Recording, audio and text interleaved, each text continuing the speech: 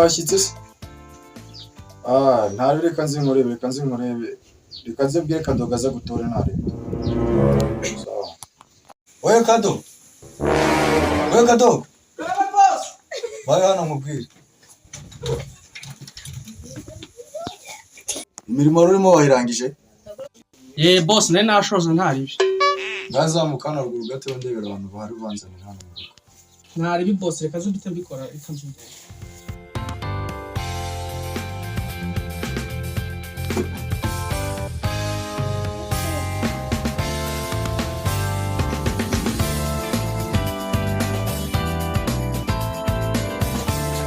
That's that.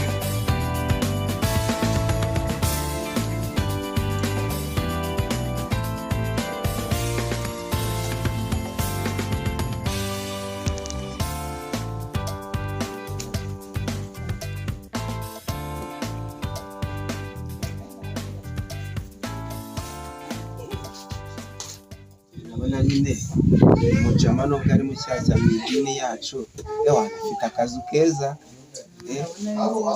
nziza pe sinkiri iwacu birirwa baza kwiba batobora amabati baca mu mabati bakagwa mu iparafu bakagwa bisawa tu mbese ndubibona.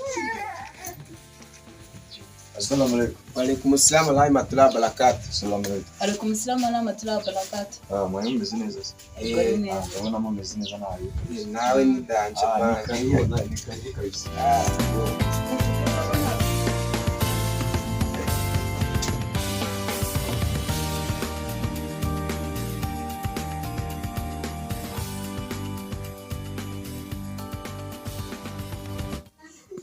Ariko se isa nkawe winjiye idini vuba ubona amategeko ya ririya dini uzashobora?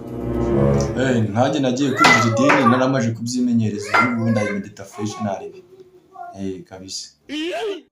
Ubona ibintu by'inzoga n'itabi ubusambanye uzabireka bigakunda? Cyane kabisa.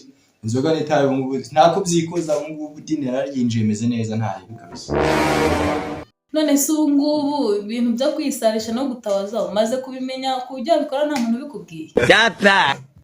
Gutabaza byo narabimenya ariko gusara nicyo kintu ntaramenya kabisa ariko byose narabifashe. Ndumva ari byiza cyane ujye ukunda gusenga isengesho rya suburi kuko niryo basenga mu ijwi riranguruye cyane. Nawe nyine ushaka Quran usome kuko urushaho kumenya ibintu byinshi nyine cyarabo ntabwo gikomera kukimenya wabimenya vusizo muhate. Nanjye ntacyo mbirimo kugerageza kubizamo numva mu kimwe ritananye zambigezeho bimeze neza nabi ndi kumwe nawe nifatanyije nawe. Nta kibazo nyine urakomeza ukurikirane natwe turakomeza tugukurikiranira hafi kugeza igihe nyine uzabimenyera tuzaguma tugufasha.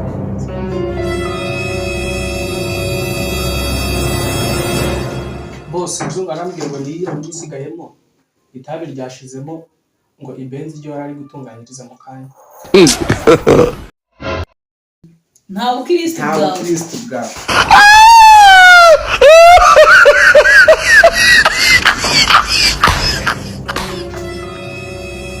Zanani by'abandi dukina n'ibintu byose n'idini rya Islam. Ariko sha mu Ruhengeri ko bari gutanga uburyo bwo kogosha ingagi ukabuya ni Kigali nkaba mbona umeze ngazo wagiye bakakogosha ukazi